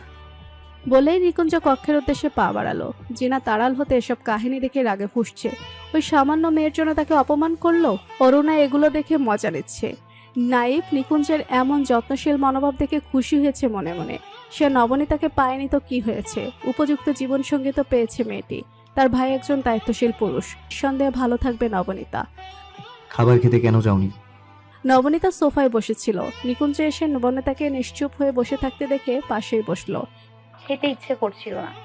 নবনীতা মুখ ভার করে বলল। মন খারাপ করেছো কেন? আমি মন খারাপ করিনি। মিথ্যা বলো না, আমি মিথ্যা বলা পছন্দ করি না। আমার ভালো লাগছিল না তাই। কেন ভালো লাগছিল না? বাবা মার কথা মনে পড়ছে? না। তাহলে? আমার কিছু হয়নি। আমায় না বললে কিভাবে বুঝবো কি কারণে মন খারাপ হয়েছে? বললাম তো কিছু হয়নি। তাহলে একটা কথা শোনো। বলুন। জিনাতকে কেমন লাগে তোমার? জিনাতের নাম শুনেই নবনীতা চমকে তাকালো। তার মুখ থমথমে হয়ে গেল। আবার নিকুঞ্জ খেয়াল করলো বিষয়টা। তার মানে সকালে জিনাতের সাথে কথা বলছিল তখন নবনীতা দেখেছে। তাহলে কি জিনাতের সাথে কথা বলতে দেখে নবনীতার খারাপ লেগেছে? জিনাত আজ অনেক সুন্দর করে সেজেছিল। দেখতেও সুন্দর লাগছিল, তাই না? নিকুঞ্জ নবনীতার ভাবাবেগ বুঝতে কথাটা বলল। নবনীতার চোখে পানি চিকচিক করছে। সে নিকুঞ্জের মুখে অন্য মেয়ের নাম সহ্য করতে পারছে না। সকালে দুজনকে একসাথে কথা বলতে দেখে অনেক খারাপ লেগেছিল। জিনাতের প্রশংসা শুনেও খারাপ লাগছিল, তবুও চুপ ছিল। এখনো তাই হচ্ছে। এমন কেন হচ্ছে তার? কথা বলছো না কেন? জিনাত আপা দেখতে সুন্দর। ঠিক বলেছ, আম্মা তো চায় জিনাতকে এই বাড়ির বউ বানাবে। নবনীতা এই কথা শুনে চমকে উঠল। তাহলে কি নিকুঞ্জের বউ বানাবে? অশ্রুভেজা চোখে তাকালো নিকুঞ্জের দিকে। নিকুঞ্জ নিষ্পলক তাকিয়ে আছে অশ্রুভেজা চোখের দিকে। ওই চোখে সে দেখতে পাচ্ছে দ্বিধাদ্বন্দ্বের দেয়াল। নিকুঞ্জ নবনীতার হাত নিজের হাতের মুঠোয় নিয়ে নিল। নবনীতা তখনও নীরবে অশ্রু বিসর্জন করছে। কি হয়েছে, কান্না করছো কেন হঠাৎ? নিকুঞ্জ শান্ত কণ্ঠে বলল নবনীতার দিকে তাকিয়ে। নবনীতা নিকুঞ্জের হাত থেকে নিজের হাত ছাড়ানোর জন্য লড়াই করছে, তবুও পারছে না। রাগ অভিমান দুটিই কাজ করছে তার মধ্যে। তোমার চোখে অশ্রুতে আমি অভিমানের পাহাড় দেখতে পাচ্ছি। হঠাৎ কেন আমার উপর অভিমান করে না খেয়ে কাঁদছো? কান্নার কারণে চোখ মুখ ফুলে গেছে, তবে দেখতে মোটেও মন্দ লাগছে না, ভালোই লাগছে। কাব্যিক দৃষ্টিকোণ থেকে বলতে গেলে মায়াবতী লাগছে। নিকুঞ্জ শীতল কণ্ঠে ফিসফিসিয়ে নবনীতার দিকে কিছুটা ঝুঁকে কানের কাছে গিয়ে বলল। নবনীতা এমন শীতল কণ্ঠে ভয়ঙ্কর কিছু শুনেছে বলে মনে হলো তার কাছে। কান্না আপনা আপনি থেমে গেছে। নিকুঞ্জের এমন বদলানো ব্যক্তিত্ব ধোঁয়াশা লাগছে। কথাগুলোর গভীরতা কতটা নবনীতা বুঝেছে। তার হৃদস্পন্দন বেড়ে চলেছে, শ্বাস ভারী হয়ে আসছে। নিকুঞ্জ নবনীতার বিচলিত ভাব বুঝতে পেরেছে। মেয়েটা হয়তো ঘাবড়ে গেছে। কিছুটা পিছিয়ে সে স্বাভাবিক হয়ে বসলো। আমি অভিমান করিনি। নবনীতা গাল ফুলিয়ে বলল, তাহলে কষ্ট পেয়েছো? না। তাহলে আমি হয়তো বুঝতে ভুল বুঝেছি। বলেই নিকুঞ্জ নবনীতার হাত ছেড়ে দিল। নবনীতা নিকুঞ্জের দিকে তাকিয়ে বোঝার চেষ্টা করলো। দেখলো মুখটা গম্ভীর করে বসে আছে। মানুষটি রাগ করলো নাকি, দেখেও সে বুঝতে পারল না। জিনাত আপাকে আম্মা কার বউ বানাতে চায়? নবনীতা সংকোচ দমিয়ে রাখতে না পেরে জানতে চাইলো। আমার। নবনীতা কথাটা শুনেই চমকে উঠল। এমন কিছু সে আগেই বুঝেছিল। এর কারণেই খারাপ লাগছিল সকাল থেকে, অভিমান হয়েছিল। মানবটি বুঝলো, তবু আর কয়েকবার জানতে চাইলে কি এমন হতো। তাহলে আমায় কেন বিয়ে করলেন? আপনার সাথে তো অন্যায় করা হয়েছে। বিষণ্ণ কণ্ঠে বলল নবনীতা। এর উত্তর তুমি জানো। আপনি আপাকে অনেক ভালোবাসেন, তাই না? আপনাদের দুজনকে অনেক সুন্দর লাগে একসাথে। সকালে সেজেছিল আপনার জন্য, তাই না? আমি আপনাদের মাঝে দেয়াল হয়ে দাঁড়িয়েছি। চিন্তা করবেন না, আমি চলে যাব। তারপর আপনাদের বিয়ে হবে, দুজনে অনেক সুখী হবেন। দেখিয়েন। নবনীতা মলিন হেসে বলল কথাগুলো। নিকুঞ্জ কথাগুলো শুনেও কোনো ভাবাবেগ দেখালো না। সে শান্ত চোখে পরখ করতে লাগলো নবনীতাকে। মেয়েটি তার কথায় কষ্ট পেয়েছে, নিজেকে অপরাধী মনে করছে সবকিছুর জন্য। তার সাথে জিনাতের বিয়ের কথা শুনে মেয়েটার খারাপ লাগলো কেন? শুধু কি জিনাতের প্রতি অন্যায় করা হয়েছে এটা ভেবে, নাকি অন্য কিছু? সে তো নবনীতার চোখে অভিমান দেখেছে। অভিমান শুধু প্রিয় মানুষের কাছেই করা যায়। ভালোবাসা বুঝো? নিকুঞ্জের কণ্ঠস্বর শীতল। হয়তো অল্প বুঝি, সকালে দুজনকে দেখে বুঝেছিলাম। এখন আপনার কথা শুনে বুঝলাম আপনারা দুজন একে অপরকে ভালোবাসেন। কেউ কাউকে ভালোবাসে কিনা তা অপর মানুষের মনোভাব দেখে বোঝা যায়, শুনে নয়। মানুষ যদি মিথ্যে কথাও বলে, সেটা তুমি যদি বিশ্বাস করে নাও, তোমার নিজের অনেক ক্ষতি হবে। তুমি ভালোবাসা মানে কি সেটাই বোঝো না, এটা বুঝতে অনেক সময় লাগবে। নিকুঞ্জ নবনীতার চোখের দিকে তাকিয়ে বলল। নবনীতাও নিকুঞ্জের চোখের দিকে তাকিয়েছিল। কয়েক সেকেন্ড পরেই চোখ নামিয়ে ফেললো। তাকিয়ে থাকতে পারলো না আর। মনে হচ্ছিল চোখ তার নিজস্ব ভাষা দিয়ে কিছু বলতে চাচ্ছে। নিকুঞ্জ নবনীতার চোখ নামানো দেখে মৃদু হাসলো। তুমি এই কয়দিনে আমার মনোভাব দেখে কি বুঝলে? আমি কি কাউকে ভালোবাসি? নিকুঞ্জের ঠোঁটে বিরাজ করছে মৃদু হাসির রেখা। এমন কিছু মনে হয়নি, কিন্তু বলেই চোখ বন্ধ করলো নবনীতা। আর কিছু বলতে পার না। আমায় আগে চিনতে শেখো নব, আমায় বুঝতে শেখো। দেখবে আমিটা তোমার কাছে বইয়ের সহজ অধ্যায়ের মতো হয়ে যাব, যা তুমি না দেখেই পড়ে নিতে পারবে। কথাটা শুনে মন ছুঁয়ে গেল নবনীতার। মনে শিহরণ বয়ে গেল ঝড়ো হাওয়ার মতো। নবনীতা চোখ পিটপিট করে তাকালো। সে কি ঠিক শুনেছে? আপনি আমায় কি নামে ডাকলেন? আশ্চর্যিত হয়ে বলল, নব। নব অর্থ কি জানো? নতুন। তাই মনে হলো নবনীতা সবাই ডাকে, আমি না হয় নব বলেই ডাকবো। সবার থেকে আমি না হয় একটু ভিন্ন নামেই ডাকলাম। তোমার কি নামটা ভালো লাগেনি? সহজ ভাষায় বলল নিকুঞ্জ। নামটা অনেক সুন্দর, আমার ভালো লেগেছে। নবনীতার মুখে হাসি ফুটেছে। এখন তার কেমন লজ্জা লাগছে। নিকুঞ্জ নবনীতার হাসি দেখে কিছুটা শান্তি পেল। সামান্য একটা কারণেই মেয়েটা খুশি হয়েছে। আসলে সামান্য জিনিসও কিছু মানুষের খুশির কারণ হয়। নিকুঞ্জ উঠে আলমারি থেকে একটা ব্যাগ নিয়ে নবনীতার হাতে দিল। এটা কি? বুড়ো কুচকে বলল নবনীতা। খুলে দেখো। নবনীতা ব্যাগটা খুলে একটা কাঠের বাক্স পেল আর 5টা সুন্দর কারুকাজের শাড়ি।